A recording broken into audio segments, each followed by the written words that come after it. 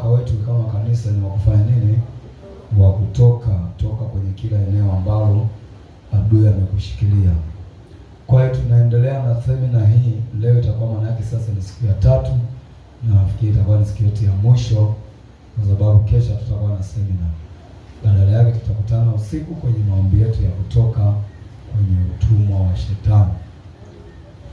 Jana nilikuambia leo nitafundisha kazi za Roho Mtakatifu. Bwana asifiwe sana. Leo nitafundisha kazi za Roho Mtakatifu, na nilisema nitaanza na kazi ya uponyaji, kwamba Roho Mtakatifu yeye ni mponyaji.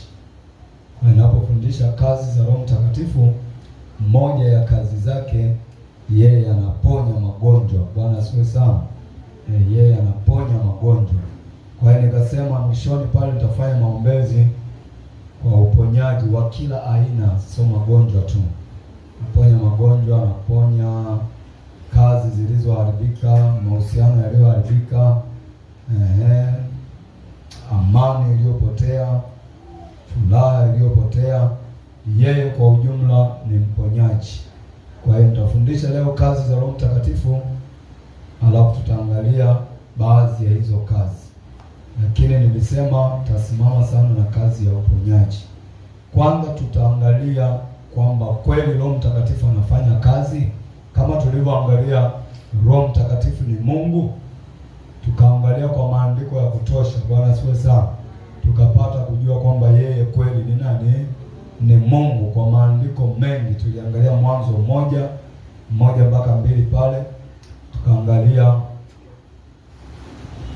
Luka 4:18-20, Isaya 61:1-3, Mathayo 11:1-2-6. Tukaangalia Isaya 11:1-9, Yohana 1:32, Zaburi ya 34:18-20, Yohana 4:24, Rumi 12:1, Wakorintho wa pili sura ile ya 3:17. Maandiko haya yote yanamdhihirisha Roho Mtakatifu ni nani? Ni Mungu. Mungu ni roho. Tuliona Yohana 4:24 anasema Mungu ni roho, nao wamwabuduo imewapasa kumwabudu katika roho na kweli. Kwa hiyo Mungu ni roho. Roho Mtakatifu ni Mungu. Bwana asifiwe sana. Leo nataka nizielezee kazi za Roho Mtakatifu. Kazi za Roho Mtakatifu. Kwanza tuanze kukubaliana kwa maandiko kwamba Roho Mtakatifu anafanya nini? Anafanya kazi. Hebu sema Roho Mtakatifu anafanya kazi. Watu wanaposikia roho basi wanafikiri hafanyi kazi kwa sababu ni roho. Yeye ni mtendaji. Unapoona mbingu na nchi imekamilika vizuri hivi, yeye ndo mtendaji. Bwana asifiwe sana. Yeye akiwa ndani ya mtu hawi mvivu. Ukiona mtu mvivu ameingiziwa roho ya uzito. Tuliona kwenye maandiko tulikotoka kwamba kuwapa maua ya furaha ya shangwe badala ya roho nzito. Kwa hiyo kuna roho nzito inaweza kumwingia mtu akawa hataki kufanya kazi yoyote. Wako watu wanaacha kazi, anaenda kukaa tu nyumbani. Tena kazi za maana zenye mishahara mikubwa anaacha, anaenda kukaa ndani. Ukimuuliza anasema Mungu ameniambia nisifanye kazi yoyote. Manake Mungu gani huyo? Ni roho nzito, Mungu wa dunia hii, shetani. Bwana asifiwe sana. Kwa sababu Mungu ni mtendaji, na yeye ndio maana kaona ujasiri wa kusema asiyefanya kazi na asifanye nini? Kwa sababu yeye ni mtendaji. Bwana asifiwe sana. Kwa hiyo ukiona Mungu anakuambia usifanye kazi, kaa tu, lazima uweke alama ya kuuliza, huyo ni Mungu wa aina gani? Anayekataa kufanya kazi nikae tu, wakati yeye ni mtendaji. Hata akituambia acha kazi hii, lazima anakupa mbadala wake. Ndio maana wengine waliachishwa kazi, wakaambiwa hubiri, fanya kazi ya mhubiri Injili, nitumikie kwenye nafasi hii. Yaani akuachishi kazi alafu ukakata. Kwa hiyo Mungu ni mtendaji. Huyo mtendaji ni Roho Mtakatifu.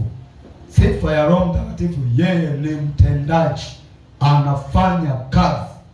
Haleluya kanisa, anafanya kazi. Sasa kwanza tutaanza kuangalia maandiko yanayoonyesha kwamba Roho Mtakatifu anafanya kazi. Hapo baadaye nitakuonyesha kazi namba moja anayoifanya. Haleluya kanisa. Kwanza tuangalie kwamba yeye ni nani? Ni mtendaji, anafanya kazi. Maana unaweza usielewe. Kwa hiyo tutaangalia kwa maandiko kabisa kwamba ni kweli Roho Mtakatifu anafanya kazi. Mbona yeye ni Roho, anafanyaje hizo kazi? Anashuka kama Roho afanye kazi? Tutaona kwenye maandiko. Funika macho yako, ni mshukuru Mungu. Baba, asante kwa ajili ya jioni nyingine. Tumepata neema kuwepo mahali hapa. Nalibariki jina lako, nalitukuza jina lako na kuinua Mungu mtakatifu, mtakatifu wa Israeli. Nakupa sifa na utukufu katika jina la Yesu. Nasimama kwa mamlaka ulionipa na kwa nguvu ya jina la Yesu. Na kualika Mungu mtakatifu, mtakatifu wa Israeli. Tawala madhabahu hii, tawala hema hili, tawala anga la Kigamboni. Tawala hali ya hewa, mifumo yote. Tawala Mungu mtakatifu. Nasimama kinyume na wakuu wa anga, wakuu wa giza, majeshi ya pepo wabaya, na wafunga wenye nguvu ya Kigamboni, na wafunga wenye mamlaka za giza wa Kigamboni hii, Dar es Salaam hii, Tanzania hii, na mfunga mkuu wa giza na lile jeshi la pepo wabaya, maajenti wa shetani wote, na wafunga kwa jina la Yesu. Tawala za kuzimu nazifunga, falme za giza nazifunga, tawala za mpinga Kristo nazifunga, madhabahu za giza nazifunga, roho za dini nazifunga, majeshi ya pepo wabaya ninayafunga kwa jina la Yesu. Na kualika Mungu mtakatifu, mtakatifu wa Israeli, na kualika Bwana wa majeshi, tawala anga hili lote, eneo hili lote, mifumo yote. Kamata majeshi yako yatawale mahali hapa. Ni katika jina lako Yesu Mungu aliye hai ninaomba na ninakushukuru. Kila mwenye pumzi aseme amen. Amen. Bwana Yesu asifiwe sana. Kazi za Roho Mtakatifu. Hivi ni kweli Roho Mtakatifu anafanya kazi? Tuangalie kitabu kile cha Kutoka 31 mstari wa kwanza mpaka wa 11. Kutoka 31. Kwanza tunaanza kuona udhihirisho. Hivi ni kweli Roho Mtakatifu ni mtendaji, anafanya kazi? Kutoka sura ile ya 31 mstari wa kwanza mpaka wa 11. Kitabu cha Kutoka sura ile ya 31. Kutoka 31 mstari wa kwanza mpaka wa 11, anasema Bwana akanena na Musa na kumwambia, Bwana kwa herufi kubwa manake Mungu, akanena na Musa na kumwambia, angalia, nimemwita jina lake Bezaleli mwana wa Uri, mwana wa Huri, wa kabila ya Yuda, nami nimemjaza. Hebu tuseme wote, nimemjaza Roho ya Mungu. Sema tena, nimemjaza Roho ya Mungu. Anasema katika hekima na maarifa, na katika ujuzi na mambo ya kazi ya kila aina. Naona Mungu anamwita huyu kijana anaitwa Bezaleli, anamwita kwa ajili ya kazi. Sasa atafanyaje hizo kazi? Hajaenda chuo chochote cha ufundi, hajaenda mahali popote akapata ujuzi. Atawezaje kufanya kazi ninazozitaka zifanye? Akamjaza Roho wa Mungu ambaye ni Roho Mtakatifu. Bwana asifiwe sana. Huyu Roho Mtakatifu aliyemjaza anasema, nami nimemjaza Roho wa Mungu katika hekima na maarifa na ujuzi na mambo ya kazi ya kila aina. Kwa hiyo Roho Mtakatifu anaingia ndani ya huyu kijana Bezaleli kumsaidia kufanya kazi ambazo huyu kijana hajajifunza popote. Leo tunajua mtu ili awe fundi umeme lazima aende akasomea umeme, au akae na fundi umeme amwangalie namna anavyofanya kazi ya umeme. Leo ili mtu awe fundi cherehani lazima akae na fundi cherehani amdesign, yani amfundishe, ajifunze mambo ya cherehani. Ili awe fundi uwashi kadhalika lazima akae na mafundi washi. Kwa hiyo Mungu alitaka kazi zifanyike, kazi fulani kwa ajili ya hema lake la ibada.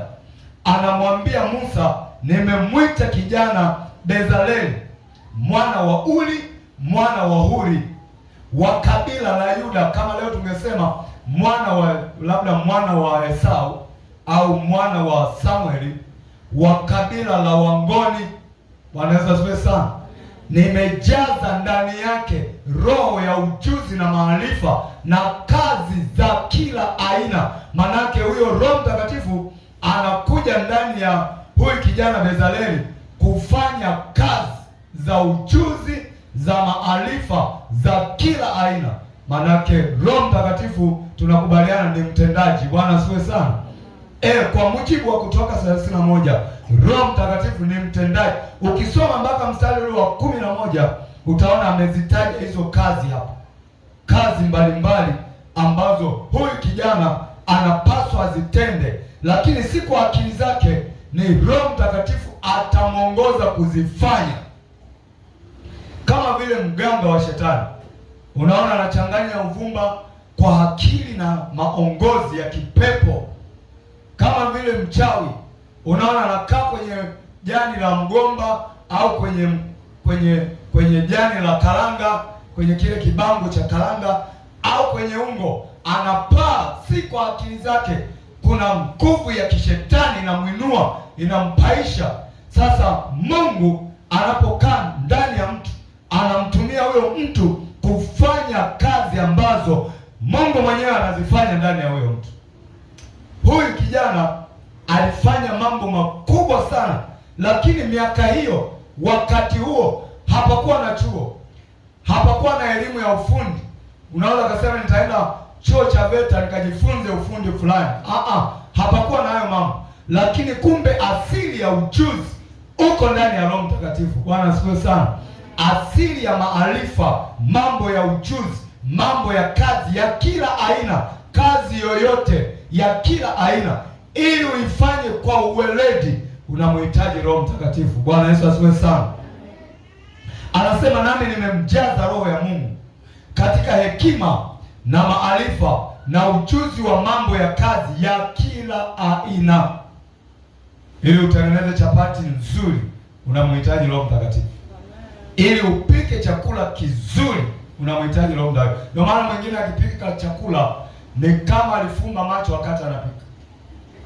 Yaani unafikiri mao utayapata humo, masinzi utayapata humo, majivu utayapata humo. Yaani ni ili mradi kujaza tumbo. Kwa nini? Hana roho wa maarifa. Mwingine anaweza kupikia wali mpaka unatamani uokote vile kimoja kimoja kilichobaki kwa ladha, mpaka unakomba na bakuli. Mwingine wali huo akipika kande linasubiri. Bwana sipewe sana. Ukiona uwezi mambo ya ujuzi wa kazi za kila aina, mwambie Roho Mtakatifu, nisaidie katika hili, katika mapishi, katika utendaji wangu wa kazi, ili iwe kazi yenye usanifu. Naomba njoo unisaidie. Haleluya kanisa. Siku moja tulikuwa tumeenda kutoa hela ya kanisa ya ujenzi. Sasa muda mrefu sana sikuenda kusaini kwenye cheki ya kanisa. Nilipo saini hivi, kumbe wao wanaangalia saini ya siku mnafungua akaunti. Ishapita miaka mingi tumefungua akaunti sisi siku nyingi. Wanataka saini yangu ifanane na siku hiyo. Fikiria ni miaka karibu 8 mbele, sijui 7, sijui 6 toka tufungue akaunti. Kupeleka pale cheki, wanasema akaunti cheki saini hii haifanani na sasa. Ni mtu ni huyo, picha ni yeye, lakini saini zinakataa. Nenda mkarudie kusaini. Nikamuuliza tunatakiwa tusaini. Asema saini kama siku mnafungua akaunti. Miaka mingi. Bwana Yesu asifiwe sana. Nikasema hii ni rahisi. Roho Mtakatifu nisaidie. Saini hii irudi kama ile ya siku nafungua akaunti. Niliponyonga pale kupeleka tukatoa hela. Bwana Yesu asifiwe sana. Mambo ya hekima, ujuzi na maarifa ya kazi ya kila aina, Roho Mtakatifu anaweza. Haleluya kanisa. Wewe usidharau vitu vidogo vidogo. Ukifanya kwa pamoja na Roho Mtakatifu, yeye atafanya kwa ufanisi kuliko ungefanya mwenyewe, kwa ubora. Yaani hata TBS wakija wanaanza kusema hatujawahi kuona ubora kama huu duniani. Angalia, watu walikuwa wanapika divai. Bwana asifiwe sana. Divai aliyoitengeneza Yesu, mkuu wa meza atashangaa. Bwana asifiwe sana. Shetani hapendi. Bwana Mungu anamtwalia utukufu. Hana akili shetani. Unajua yeye alipondwa ni kichwa lake.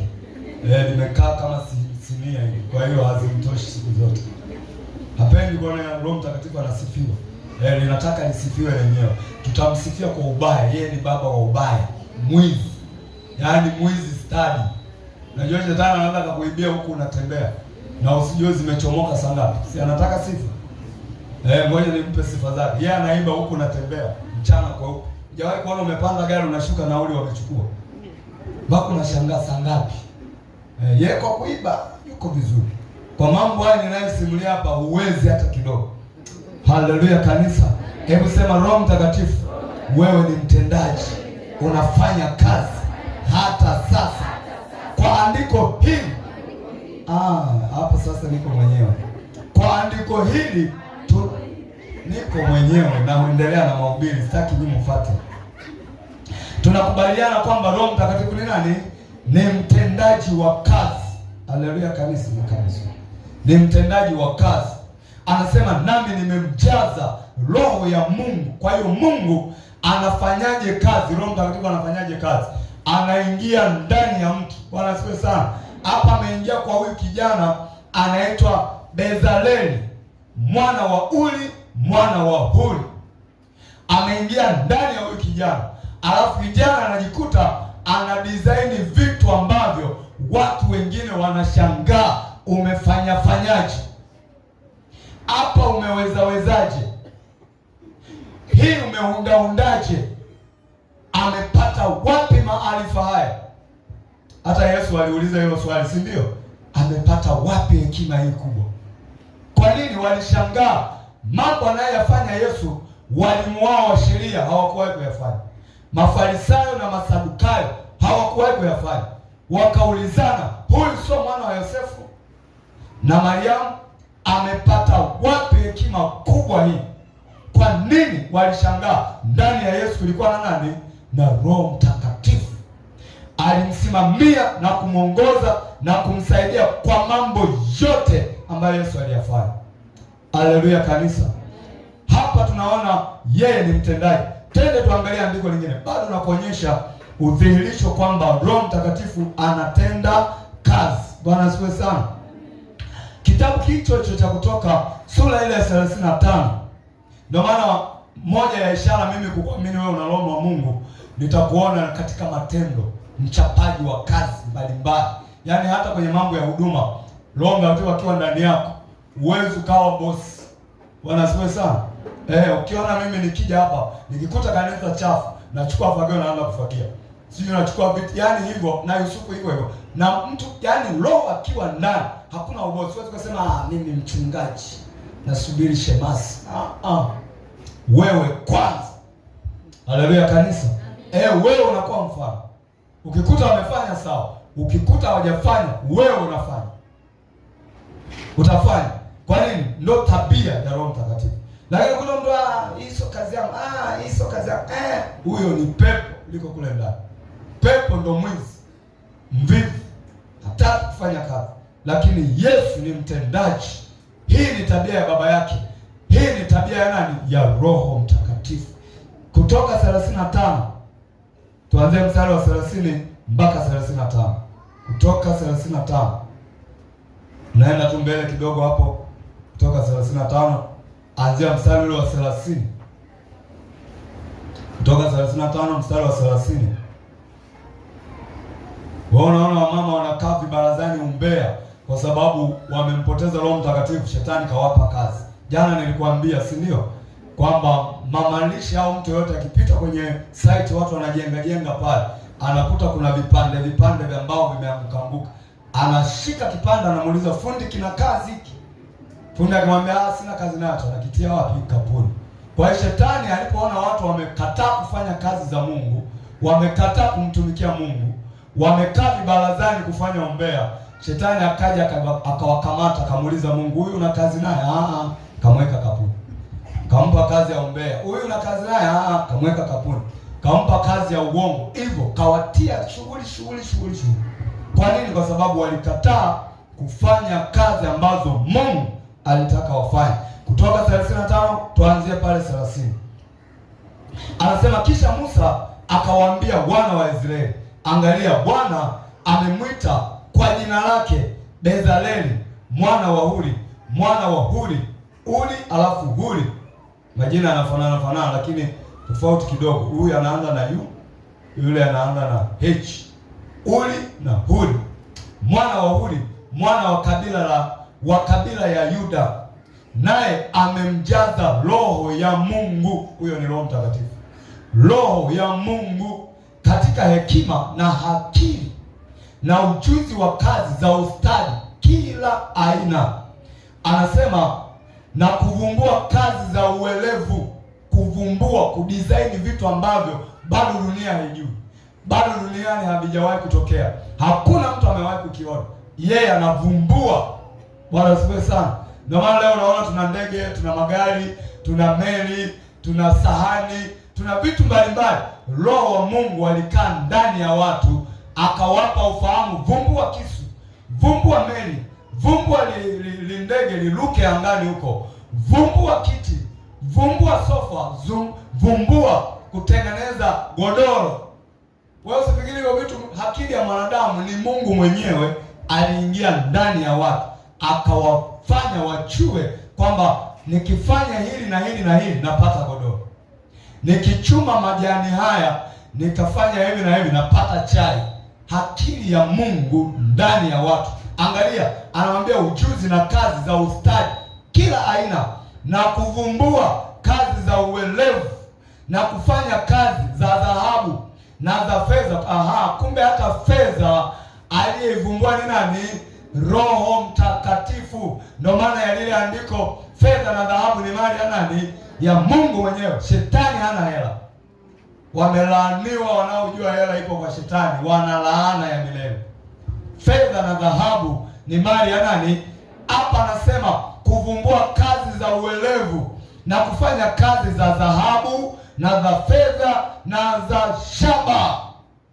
Roho Mtakatifu ndani ya huyo kijana anampa maarifa. Ukichukua hiki, ukitengeneza, ukidesign hivi, unapata shilingi 10, unapata senti 5, unapata shilingi 100, unapata noti ya 1000, ya 2000, ya 10,000. Nani ameweka hiyo hekima? Nani anaifanya hiyo kazi? Ni Roho Mtakatifu mwenyewe. Hebu tumpe Mungu tukufu. Ndio maana yeye tunamwambia anastahili kupewa sifa, si ndio? Watu wakaimba, waimbaji wakaimba, unastahili kuabudiwa. Kwa nini? Kwa matendo yake asiyofananishwa na chochote. Matendo ya Roho Mtakatifu ni makubwa mno, anastahili kupewa sifa.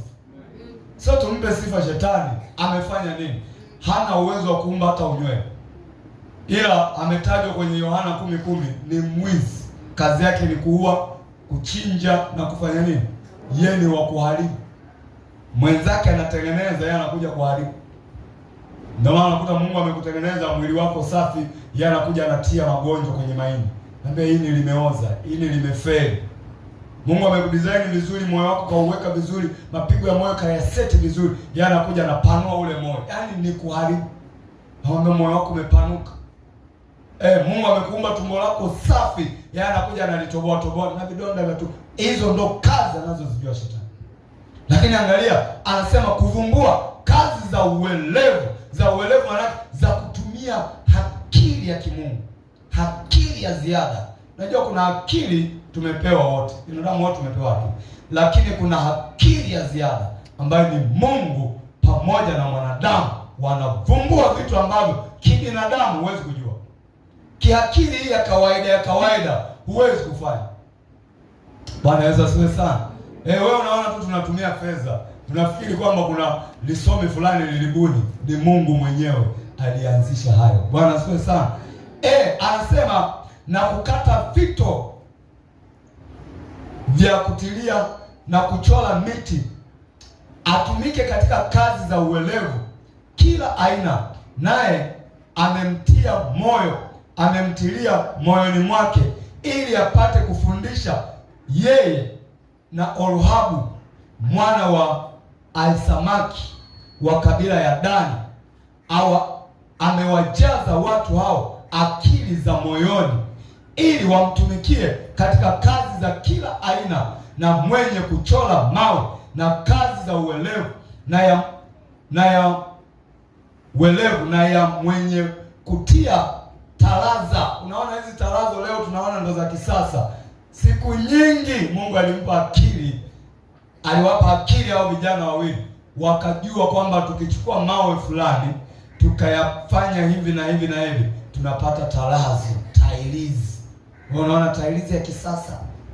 Tailizi, hakuna jipya chini ya jua.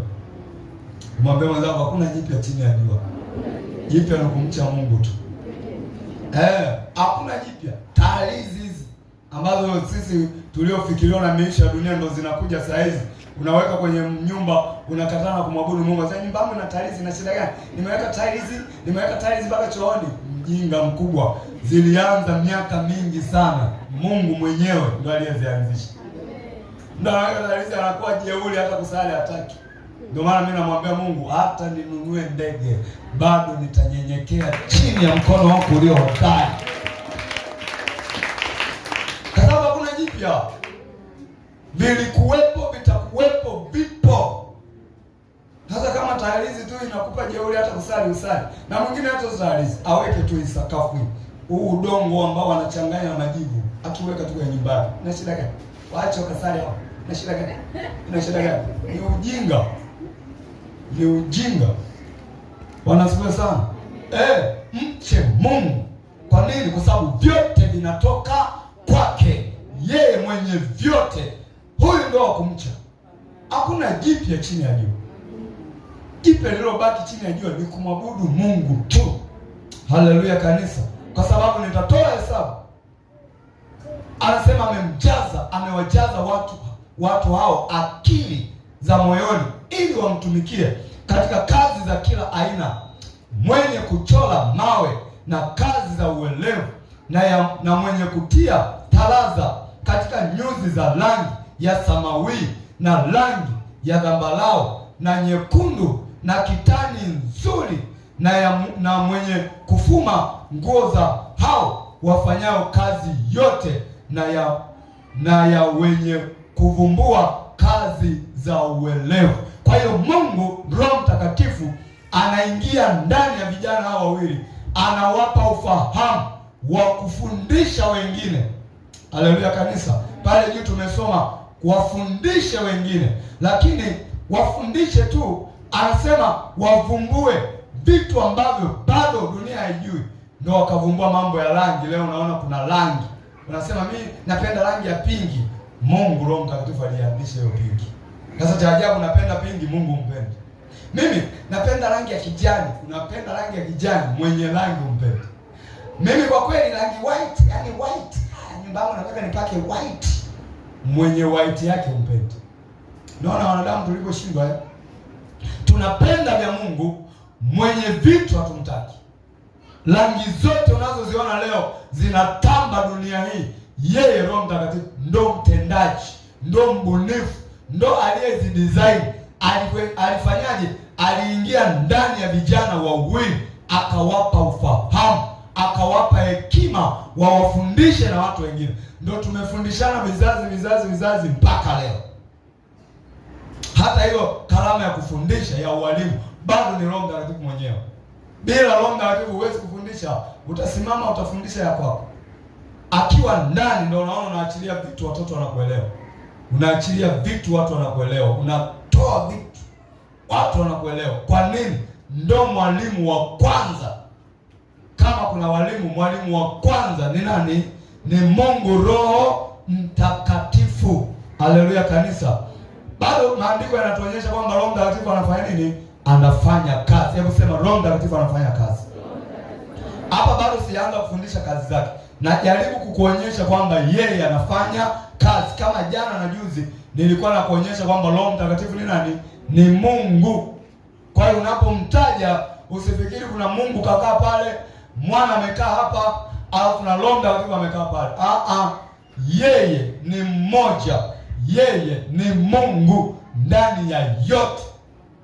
Haleluya kanisa. Katika utendaji ndio amejigawanya katika mara tatu. Anatenda kama Baba, anatenda kama Mwana, anatenda kama Roho Mtakatifu, lakini ni mmoja ndani ya Utatu Mtakatifu. Kama wewe ulivyo ni mmoja, una akili, una roho, una mwili wa nje, lakini ni mmoja.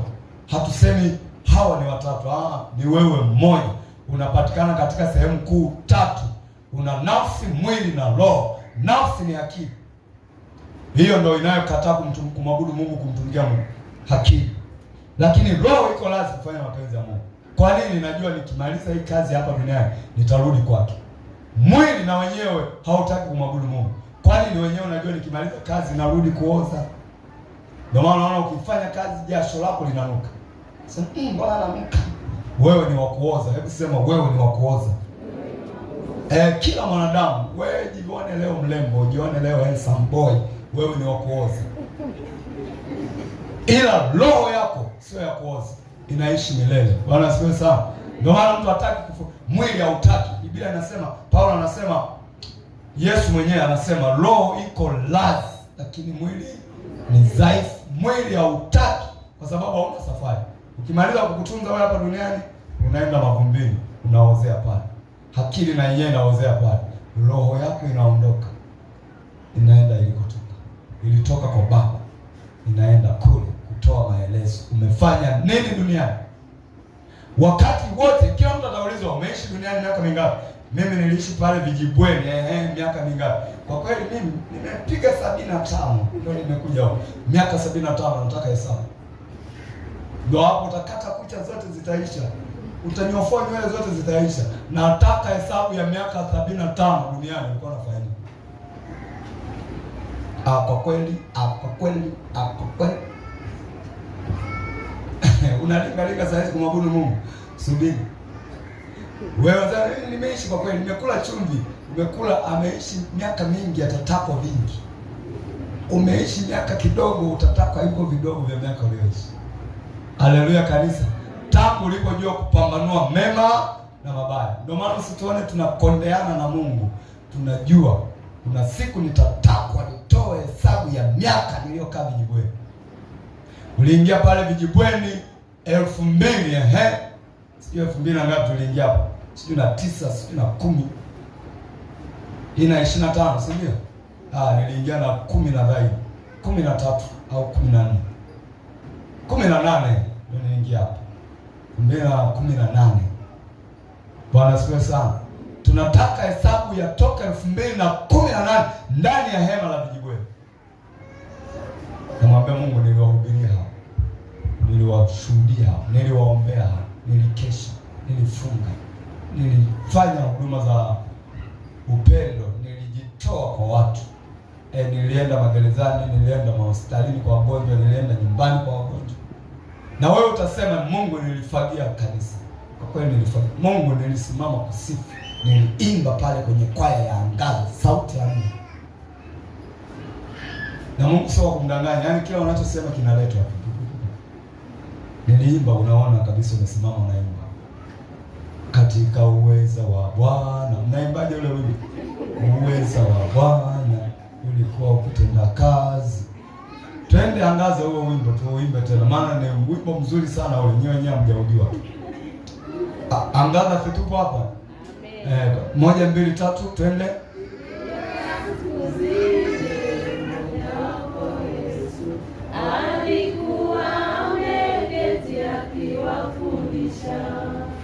Walimu na Mafarisayo walikuwepo, na uweza wa Bwana Yesu ulikuwepo. Unaona walimu na Mafarisayo walikuwepo na uweza wa Bwana ulikuwepo. Kwa hiyo kila tunachokifanya Bwana yuko nyuma kudhibitisha. Unaimba, Bwana yuko pale anadhibitisha. Kwa hiyo siku za hesabu natoa kwamba Bwana nilikuimbia, Bwana nilifanya hiki, Bwana niliomba kwa ajili ya taifa, niliombea watu waokoke, wapate neema ya wokovu. Kila mtu atatoa hesabu yake. Kwa hiyo hapo tunaona Roho Mtakatifu kwa ushahidi kwamba yeye ni mtendaji. Twende andiko lingine. Wakorintho wa kwanza sura ile ya 12 mstari wa 4 mpaka wa 9.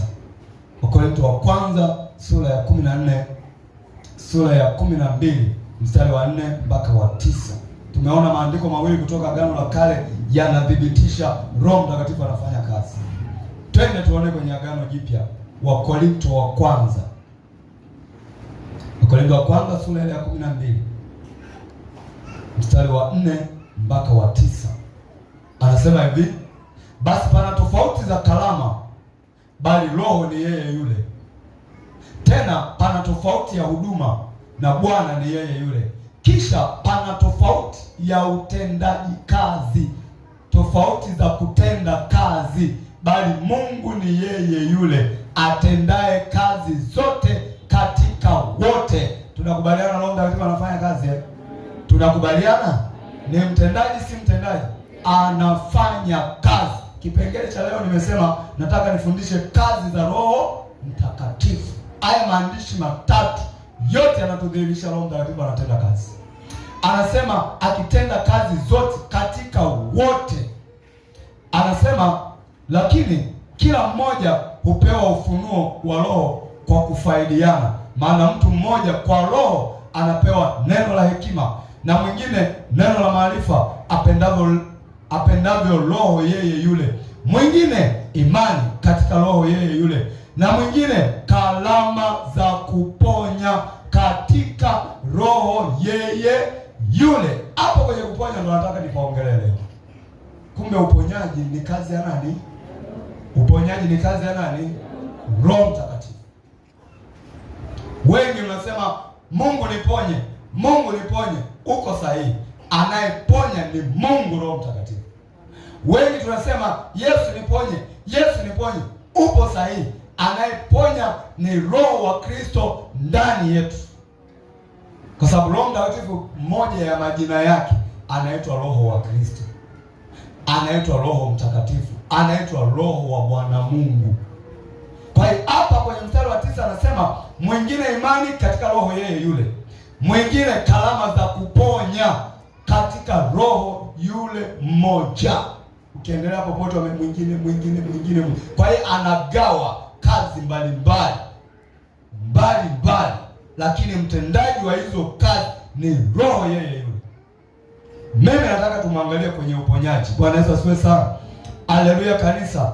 Akiwa ndani ya Yesu alihudumu kwa mambo mengi, lakini alitumika sana kwenye eneo la uponyaji.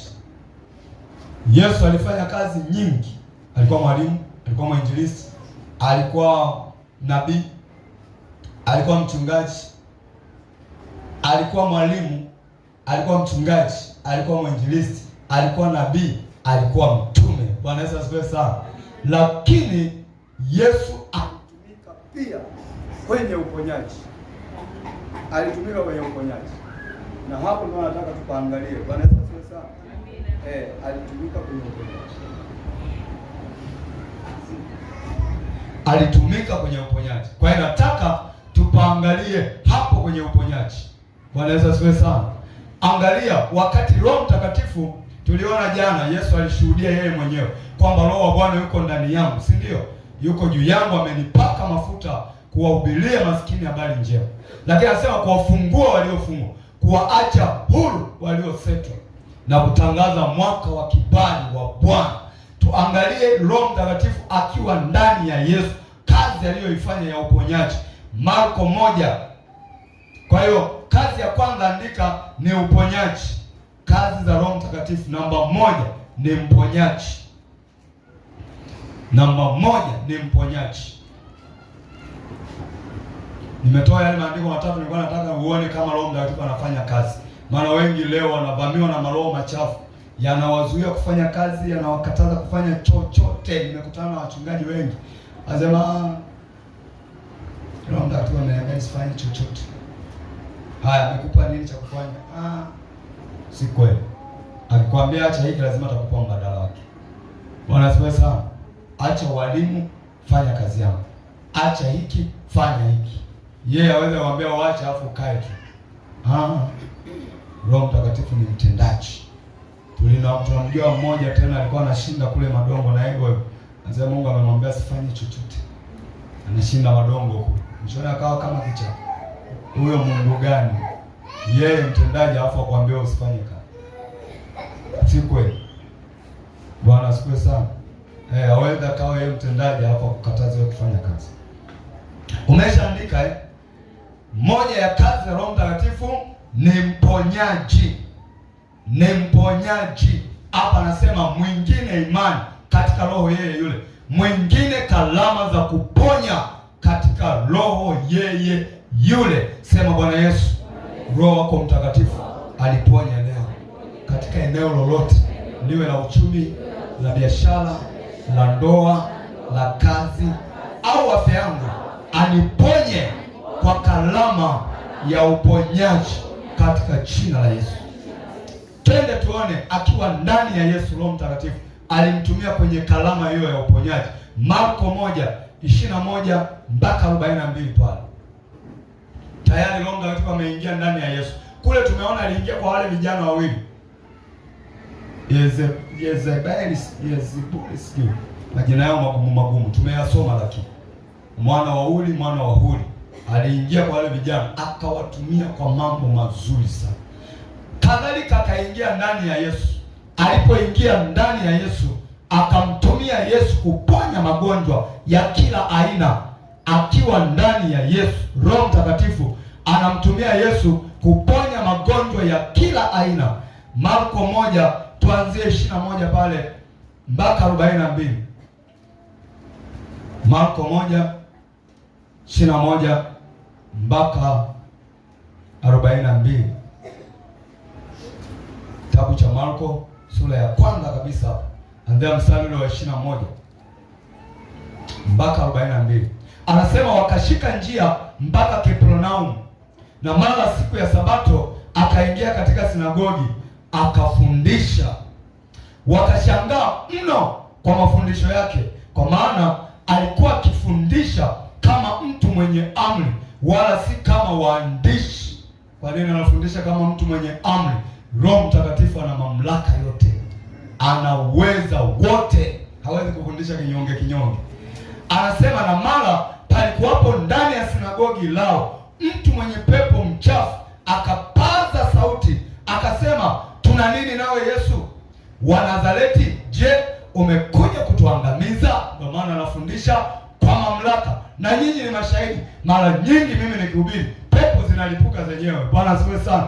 Kwa nini? Mamlaka ya Roho Mtakatifu inapokuwa ndani ya mwalimu, ndani ya mhubiri, lazima pepo zipige kelele, zinaogopa, zinatii mamlaka inayozungumza mbele yake. Kwa hiyo unaona pepo zinalipuka.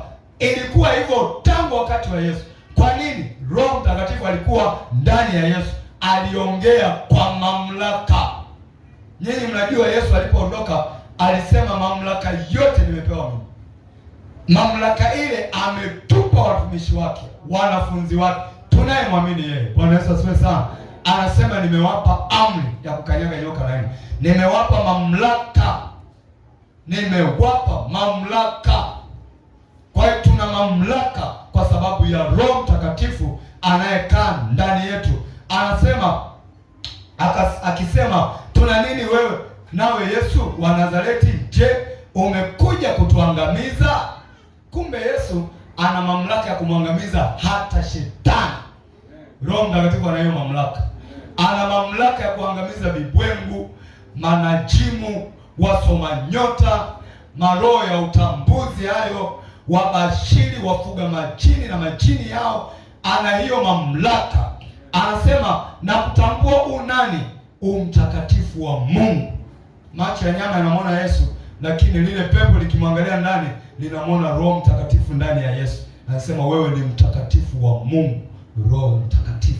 Haleluya kanisa. Anasema Yesu akamkemea, akasema fumba kinywa, umtoke huyo mtu. umtoke yule pepo mchafu. Akamtia kifafa, akalia kwa sauti kuu, akamtoka. Ametii mamlaka kuu. Bwana Yesu asifiwe sana. Akatoka lile pepo. Maana yake kama lilikaa mle kwa ajili ya kufanya kifafa, limetoka na kifafa chake. Kama lilikaa mle kwa ajili ya kuweka magonjwa, limetoka na magonjwa yake. Kadhalika na leo, kama pepo limekaa ndani ya uchumi wako ili kuleta umaskini, litatoka na umaskini wake. Kama limekaa ndani ya ndoa yako ili kuleta mafarakano, litatoka na mafarakano yake. Kama limekaa ndani yako ili kuleta utasa, litatoka na utasa wake. Kama limekaa ndani yako ili litengeneze HIV, litang'oka na HIV yake. Limekaa ndani yako ili kuleta ukichaa, litatoka na ukichaa wake. Kila aina ya ugonjwa ambao shetani ameweka ndani yako, tarajia kuona Roho Mtakatifu anang'oa huo ugonjwa, anang'oa huo udhaifu, anang'oa hiyo hali usiyoipenda. Sema Bwana Yesu, kwa nguvu ya Roho Mtakatifu, ng'oa taka ndani yangu, ng'oa uchafu wa kila aina ndani yangu kwa jina la Yesu. Anasema yule pepo mchafu, na mapepo ni machafu. Ndio maana angalia watu wote ambao hawamtaki Yesu, maisha yao ni machafu. Maisha yao ni machafu. Ndio maana anaweza kawa na wanawake hata 8, 6, 7, 8. Ni uchafu. Zinaa ni uchafu. Anaweza kawa na vibwana hata 4, 5, 6. Anasema mafiga matatu. Ni uchafu. Roho Mtakatifu ni usafi, smart. Kijana safi, mume mmoja, mke mmoja, mpaka kifo kifanye nini? Smart. Pepo mchafu akikaa ndani ya mtu, anamfundisha uchafu. Anakufundisha kusaga ugoro, anakufundisha kula bange, anakufundisha lewa gongo. Gongo ni chafu. Nilisema juzi, nimewahi kuona, nina uzoefu. Nimeona wanavyoipika gongo. Nilikaa na hao wapika gongo. Anaokota hata kinyesi cha mtu anatupia mmo kuleta ladha. Anaokota mavi ya ng'ombe anaweka humo. Mpapai uliooza unakatiwa mle. Limua limeokotwa limekaaje linakatiwa mle.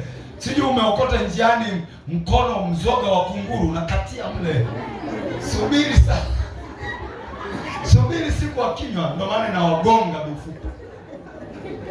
Wewe fuatilia upikaji wake, uchafu wa kila aina wanadumbukiza mle. Ndio maana ikaitwa gongo, inakugonga gonga. Ndio anaweza kawa na kitambi kabisa, mpe mwezi mmoja wa kunywa gongo. Unakuta kashachonga huyo kama ni mwasirika. Hajaathirika, ni gongo inakula. Wanatengeneza vibaya. Kwa nini? Ni pepo wachafu. Wanatoa hiyo elimu. Hiyo elimu ni ya pepo wachafu. Kule tumeona Roho Mtakatifu anafundisha vitu vizuri, si ndio?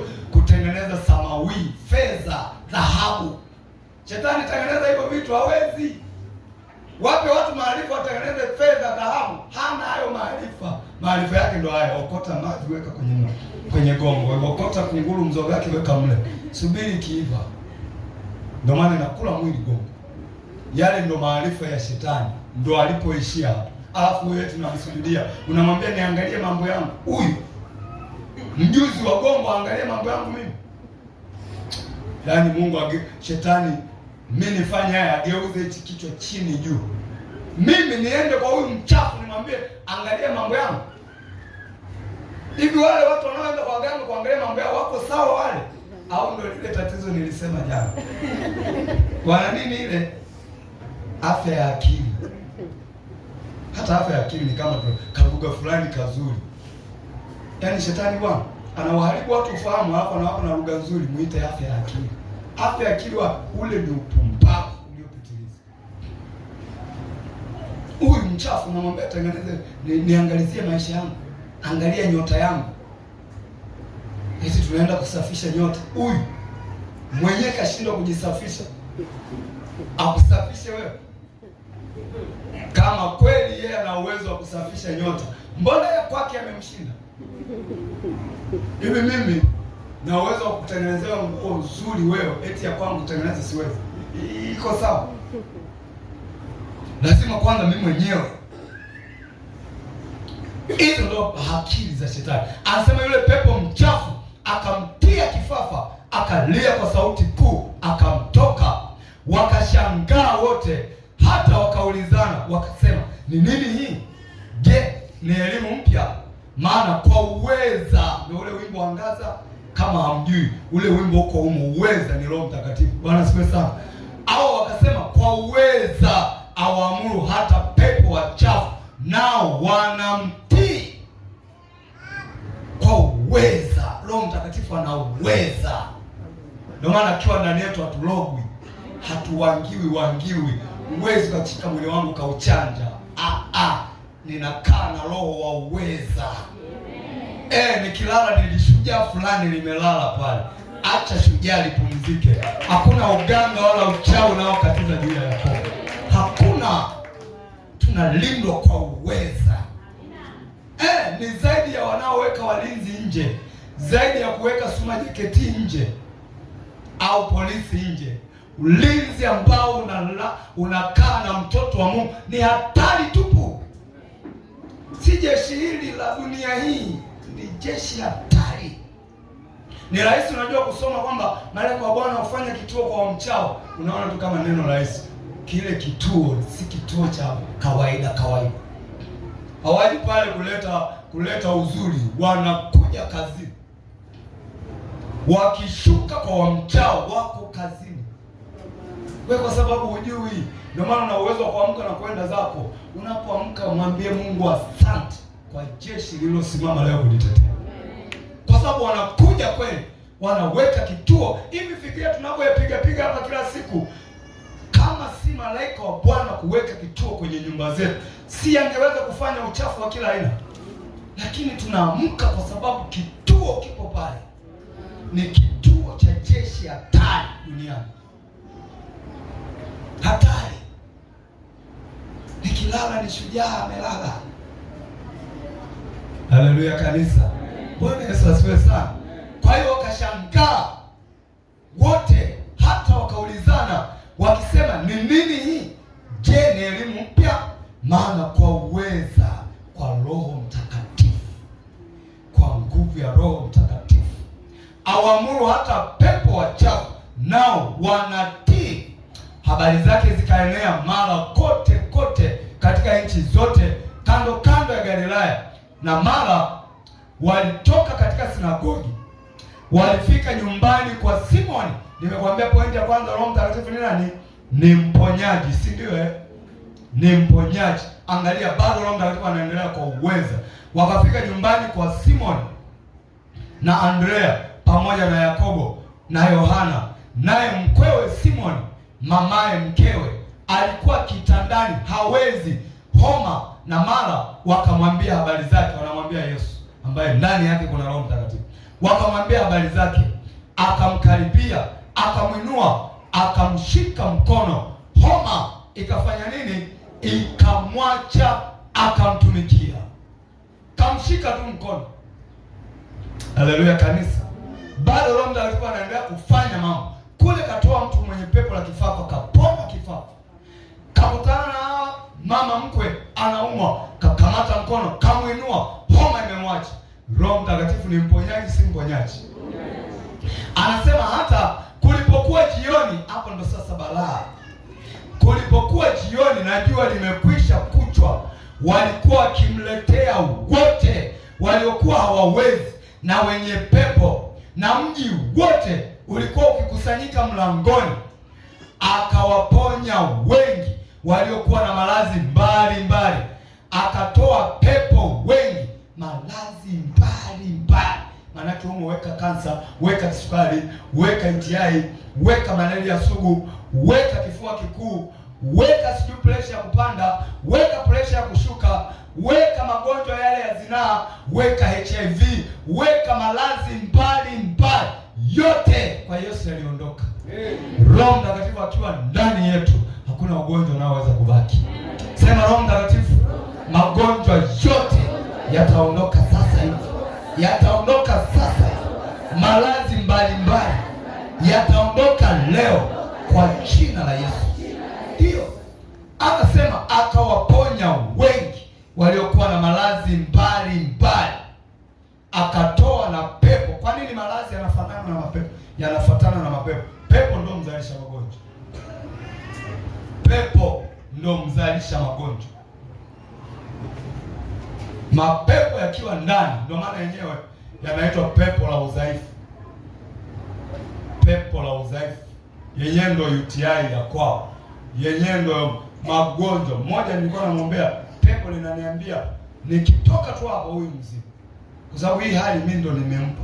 Hii hali unayoona nayo mimi ndo nimempa. Ni kweli, baada ya kufukuza tunamuuliza unajisikiaje? Mzima kabisa.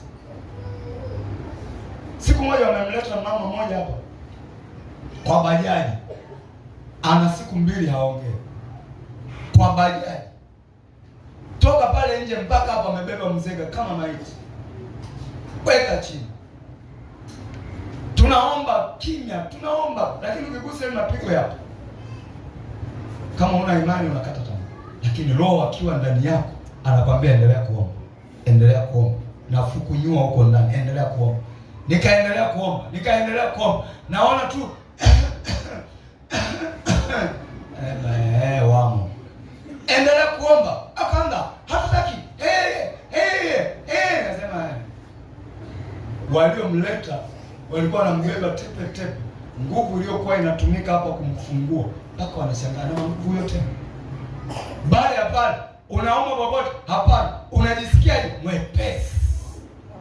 Pepo wachafu wakikaa ndani ya mtu, huyo mtu lazima awe na uzito, yaani wale ni ujauzito tosha wakikaa ndani ya mwili wako. Ni mimba isiyohesabika miezi yake. Bora hizi za binadamu, unajua kabisa huu ni mwezi wangu wa 7 naenda kujifungua, nimebakiza 2. Yale yakikaa ni mimba isiyojua anajifungua lini. Ni pepo wachafu wanaweka uzito. Ndio maana kila mtu ukimfungua, ukimaliza kumwombea, muulize jambo la kwanza, wapi anajisikia mwepesi. Maana yake mawe yameondoka. Ujauzito umefanyaje? Umeshuka. Kajifungua tayari. Mwambie mwenzako kataa kukaa na haya madudu. Hivi tunazidiwa ufahamu na nguruwe. Unajua nguruwe walikataa, Yesu alikuwa yaamuru, nenda kwa nguruwe ngoza tukafe wote, bora tufe kuliko kukaa na haya. Nguruwe wanakata rufaa ya kufa. Eti binadamu anayo ndani.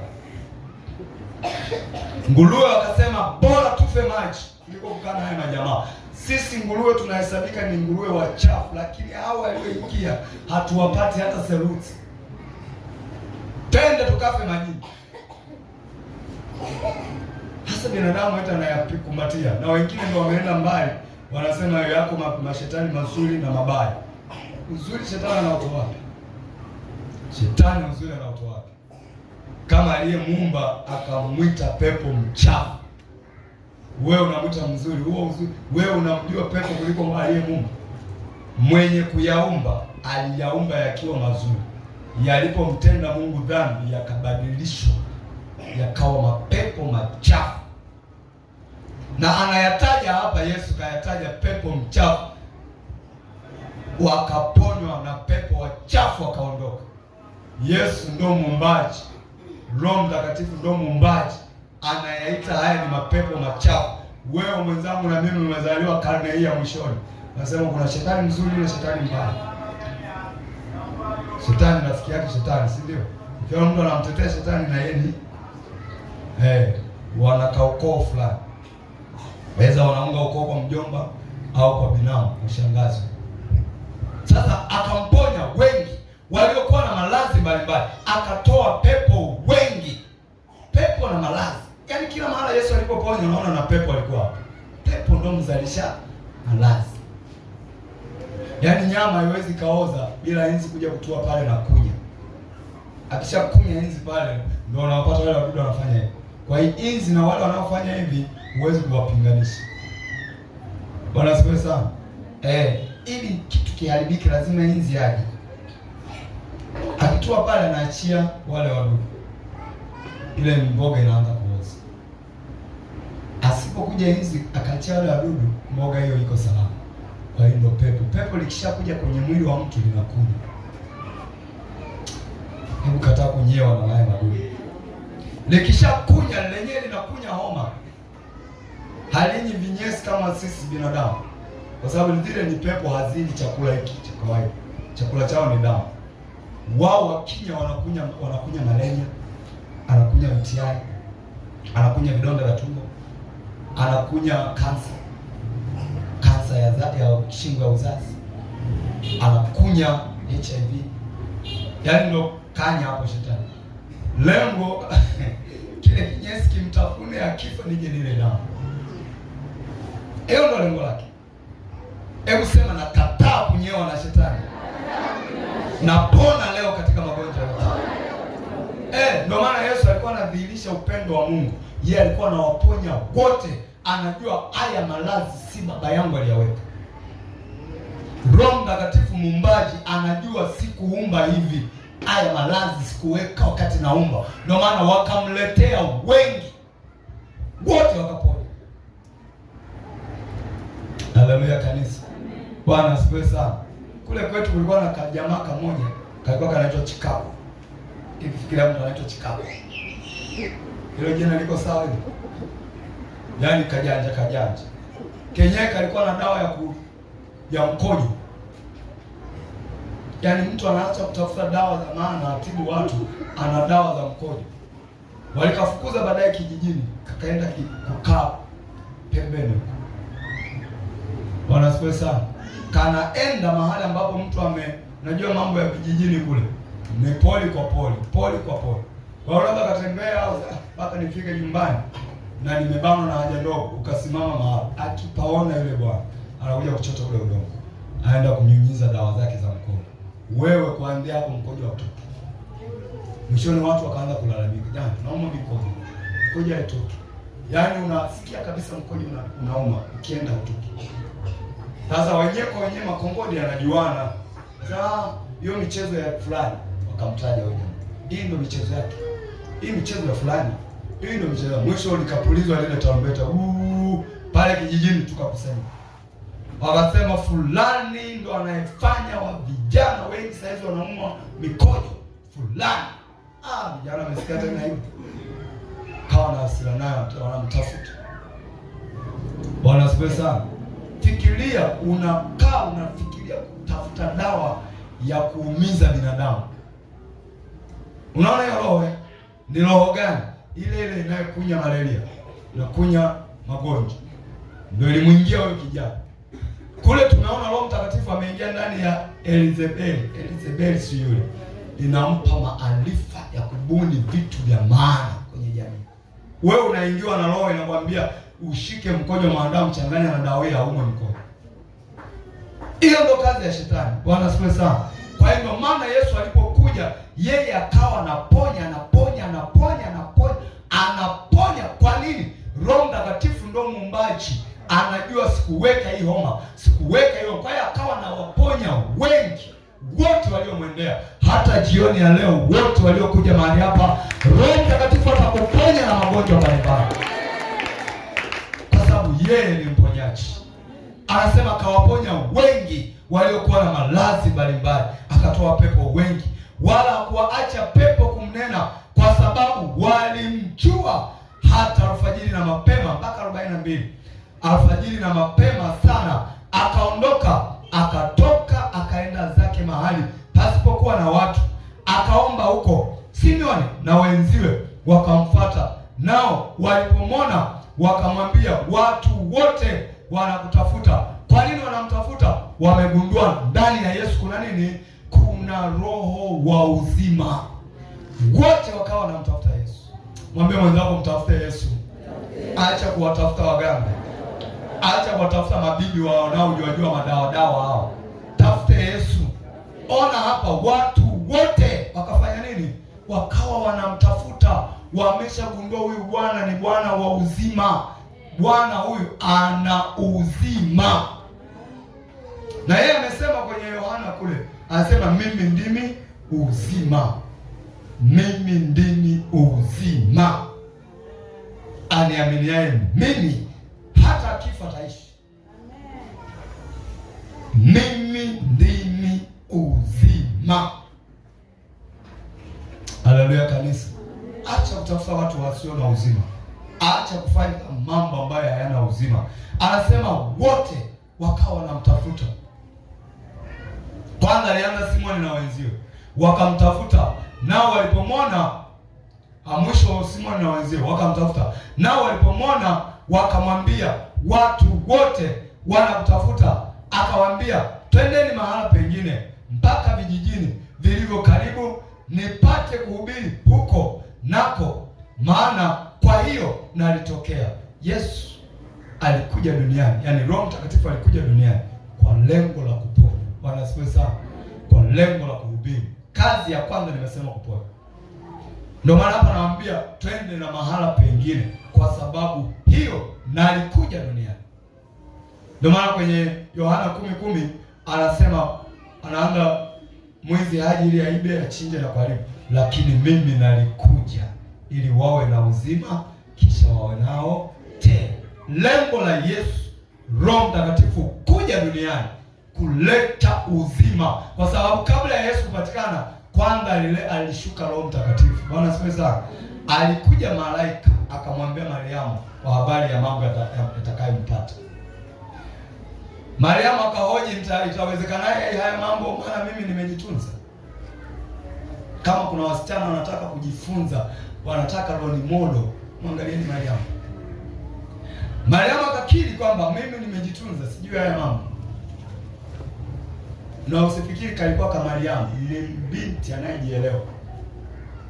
Leo katoto kama miaka 12 kashakuwa kashenzi. Mariamu mpaka anatokewa na malaika, ni dada linalojielewa, yani ni dada, yani yule dada. Yule dada. Hapa nani dada sasa? Dada. Bado hujazaa lakini ni mdada mkubwa, dada mkubwa. Bado hujazaa nani? Dada mkubwa. Sitaki kibinti bado kibinti, dada. Kama nani bali simama pale. Dada. Yule bado hajazaa wala hajaolewa. Dada mkubwa. Mariamu kafikia umri huu, bado hamjui mume. Tafuta leo Mariamu wa umri huu. Malaika anaanza kapiga toka mwanzo wa dunia mpaka mwisho wa dunia, hakuna Mariamu. Mdada. Watu wanaofikiri Mariamu wafikiri mpaka binti kabisa. Mdada aliyejitunza. Kwa hiyo malaika akamwambia, Bwana, mimi nimetumwa kutoka mbinguni. Kwako atatokea mtawala atakayetawala watu wa Mungu kwa haki. Akasema, nitawezaje? Akamwambia, Roho wa Bwana atakujilia juu yako. Bwana Yesu asifiwe sana. Kwa hiyo alikuja kwanza Roho Mtakatifu, ndio akapatikana Yesu. Aliyeshuka ni nani? So Yesu ni Roho ndani ya tumbo la Mariamu, ndo akatoka Yesu. Aliyekuja kwangu ni Roho Mtakatifu, ndani ya tumbo la mamangu ndo nikapatikana Samueli. Anayesema humu ndani ni nani? Niliyotoka kwenye tumbo la mamangu. Aliyekuwa anasema ndani ya Yesu ni nani? Roho Mtakatifu aliyetoka kwenye tumbo la nani? La Mariamu. Haleluya kanisa. Bwana Yesu asifiwe sana. Kwa hiyo tukapata mwana, Baba, Mwana, Roho Mtakatifu anakamilisha yote. Kwa hiyo Roho Mtakatifu alikuwepo toka mwanzo huko. Yeye ndo muumbaji. Mliofuatilia hili somo umeona. Tulianza na Mwanzo 1, si ndio? Ndo aliye design hili dunia. Alikaa kwenye vilindi vya sura ya maji, lakini akawa na design Kilimanjaro niiweke pale. Mlima Alalati niuweke pale. Serengeti ikae pale. Marekani ikae huko. Uchina iwe huko. Bahari ya Shamu iwe huko. Bahari ya Hindi niipitishe hapa. Ziwa Victoria nipitishe huko. Ziwa Victoria. Ziwa Nyasa niliweke huko. Bahari Nyekundu ni pachike kule. Kakaa pale, wewe unaona tukatulia kule, ana design. Alipomaliza kudesign akaanza kusema. Akasema ikawa, akasema ikawa, akasema Mungu akasema, alishabi design. Akikaa ndani yako ana design mambo makubwa na mazuri kabisa usioweza kuyafikiri. Fikiria alikaa ndani ya wale vijana wawili, wakabuni hela. Leo hela tunaipenda, ulimi pale. Waliobuni, aliyeianzisha ni Roho Mtakatifu mwenyewe. Mtu anasema mimi, mmoja akawa ananiambia amemjibu, yani mume akamjibu mke wake, Na wewe kwa nini usali mume wangu? Maisha haya. Sema wewe ni sali nini bwana? Mimi napenda hela tu. Hela yenyewe aliyebuni nani? Fedha na dhahabu ni mali ya nani? Sasa unapenda vya Mungu afu mwenye vitu vitaki. Uko sawa kweli? Mimi napenda hela tu. Mimi nampenda nani? Mpende Mungu, mpende Mungu. Mimi napenda hela. Unajua ukiwa mpagani mpaka akili inakuwa pagani. Yaani mpaka mawazo yako ni mapagani. Kwa sababu hiyo hela, fedha na dhahabu ni mali ya Mungu. Aliye design ni Roho Mtakatifu. Eti umpende Roho Mtakatifu, unapenda design yake. Hii tuko sawa hapo? Haleluya. Bwana Yesu asifiwe sana. Haya, tuendelee hapa. Anasema akawaambia, twendeni mahala pengine mpaka vijiji vya karibu nipate kuhubiri huko, maana kwa hiyo nalitokea. Roho Mtakatifu alitokea duniani kwa kazi hiyo. Akaenda akahubiri katika masinagogi yao katika nchi yote ya Galilaya na kutoa pepo. Akaja kwake mtu mwenye ukoma. Roho Mtakatifu anaponya hadi nini? Ukoma. Akamsihi na kumpigia magoti na kumwambia, ukitaka waweza kunitakasa. Naye akamhurumia, akanyosha mkono wake, akamgusa, akamwambia, nataka takasika. Kumbe Roho Mtakatifu anataka tuwe wazima, anataka tuwe na uponyaji, anataka tubarikiwe. Nataka takasika. Anataka. Huyu mwenye ukoma anafikiri kwamba labda kwa kumtolea rushwa na kumbembeleza sana, kwa kumwita majina makubwa, ameenda anampigia magoti, anamwambia, ukitaka waweza kule. So ukitaka, mimi nataka. Mungu anataka tuwe wazima. Mpango wa magonjwa sio wa Mungu. Malazi tunayaona hayatoki kwa Mungu. Nataka uwe na uzima. Ndio maana wengine aliwaambia, nataka uwe mzima, itwike godoro lako, tembea uende. Wengine akasema, sijui sina wa kunibeba, wa kuniingiza kwenye birika. Itwike godoro, tembea. Wengine akamwambia, nenda na uzima wako. Na leo hapa ametuambia anataka tuwe na uzima, kisha tuwe nao tele. Hiyo ndio kazi ya Roho Mtakatifu. Ndio maana yeye anaitwa Roho wa uzima. Anasema na mara ukoma wake ukamtoka, akatakasika. Nani anataka kuponywa jioni ya leo? Yako magonjwa yamekusumbua kwa muda mrefu, tarajia kumwachia Roho Mtakatifu hapa. Uwe tayari kuyaachilia hapa. Nilisema jana, magonjwa ya kila aina yeye anaweza kuyaondoa, na tumeona maandiko hapa. Nimekusomea Marko tu, imejishibisha mambo mengi. Tumeona walioponywa ukoma, tumeona walioponywa kifafa, tunaona makutano mengi yasiyo na hesabu, wenye magonjwa mbalimbali, wote akawaponya. Jioni ya leo, kila aina ya ugonjwa, amini tu, unaenda kuondolewa kwako. Simama kwa miguu yako. Nimekupa tu kazi moja, ni mponyaji. Nimeangalia Mkorinto ile, tumeona kalama ya uponyaji, na Marko imejishibisha hapo. Tunaingia kwenye maombi. Taomba, alafu wewe mwenye ugonjwa